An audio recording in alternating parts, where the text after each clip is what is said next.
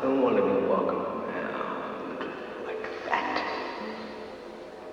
I don't want to go. I really don't. Steve, I'm afraid. You're hypnotized by this place, all of you.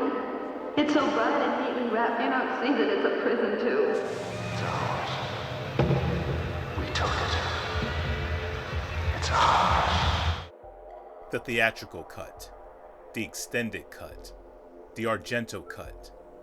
There are also a number of fan-made cuts of George A. Romero's groundbreaking cinematic masterwork, 1978's Dawn of the Dead. The multiple edits of Dawn of the Dead are not the only interpretation of Romero's savage satire on consumerism. A comic book interpretation of Dawn of the Dead by Steve Niles, writer of 30 Days a Night, and artist Chi Yang-ong, was released in 2004. There were at least two of what could be perceived as unofficial video game interpretations. The first, a 1986 PC game called Zombie, and the second, an almost obscure game a few of you may have heard of, known as 2006's Dead Rising. Outside of the film itself, the most faithful interpretation of the second entry in the original Dead trilogy is Romero and author Susanna Sparrow's 1978 novelization based on his screenplay. It was originally published by St. Martin's Press. Both Romero and Sparrow previously collaborated on the novelization to Romero's film, Martin. In regard to the main sequence of events, both the Dawn film and novel are the same, where the distinct divergences between the movie and book lie is in the smaller but significant details of those events, along with the backstories and thoughts of the characters, especially the four main leads, Peter, Roger, Fran, and Steven. These are the notable differences in the novelization not found within the movie. The novel begins several months after the catastrophic Night of the Living Dead. The world is on fire. The dead are living. Society is dying, and those still surviving are in mortal hell. Two SWAT officers and two news professionals take refuge in a shopping mall to fend themselves from the teeming and ravenous masses of zombies within and without the almost fortress-like shopping center. There are some who might have thought if Fran accepted Steven's marriage proposal, it would have been her first engagement. But Francine Parker was once married to a man named Charlie. She was a housewife until the age 23, then ventured into the world of journalism soon after. Steven's unsuccessful marriage proposal is not in the novel. The screwdriver zombie scene, as great as it is not in the book either.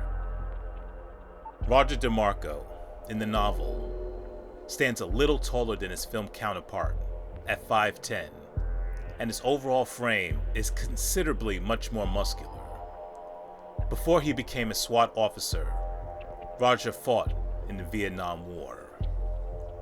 Roger's friendship with Steven was formed in a neighborhood bar they both hung out in. Like Fran, Roger was also divorced. His ex-wife was named Louise. Stephen Andrews possessed a profound love for all things historical. His parents were disappointed in him when he chose the career path of a news reporter, as Stephen left Philadelphia, eventually ending up at the mall. He somberly thought, were his parents still alive? Peter Washington, a veteran, also served in Vietnam before he became a member of SWAT. His father abandoned him and his siblings when he was in his teens. His mother died an early death due to being severely overworked. the escalating turmoil at the WGON station, as well as the sickening siege at the public housing tenements, are expanded a little more with compelling extra beats of action, drama, and horror on the page.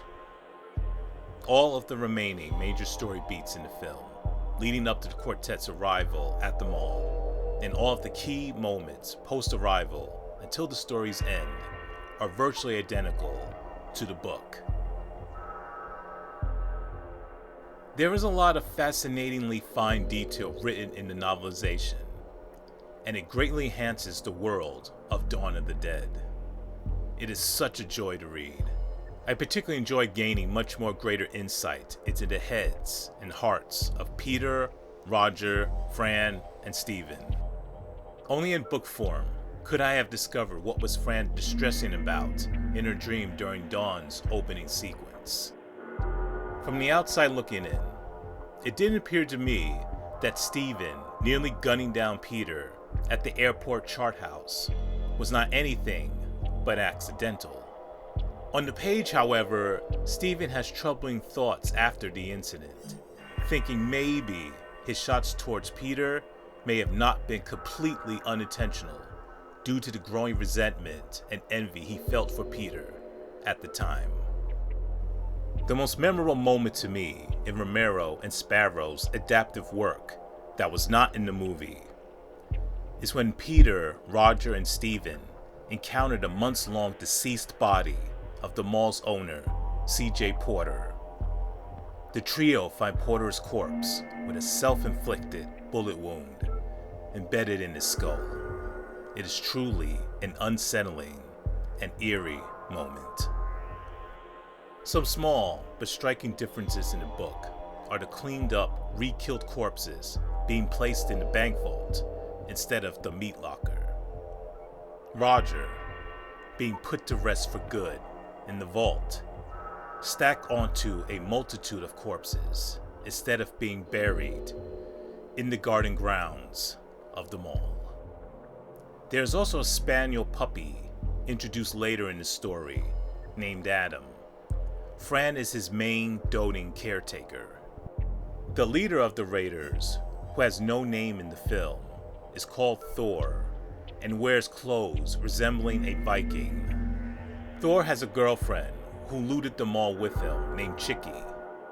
Chicky, unlike Thor, leaves the mall with a huge haul, while Thor gets shot by Peter and then eaten by the dead. Tom Savini's character Blades goes by a different name, Hatchet. Dawn of the Dead's conclusion in the novel is 99.9% identical to the ending in the film. The sole notable difference between the two is that in the novel, we know exactly what saved Peter from shooting himself. It was the thought of leaving Fran all alone.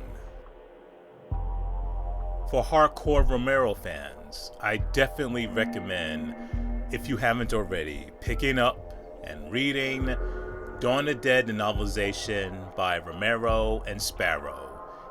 It is a really cool and compelling companion to the best movie of the 1970s.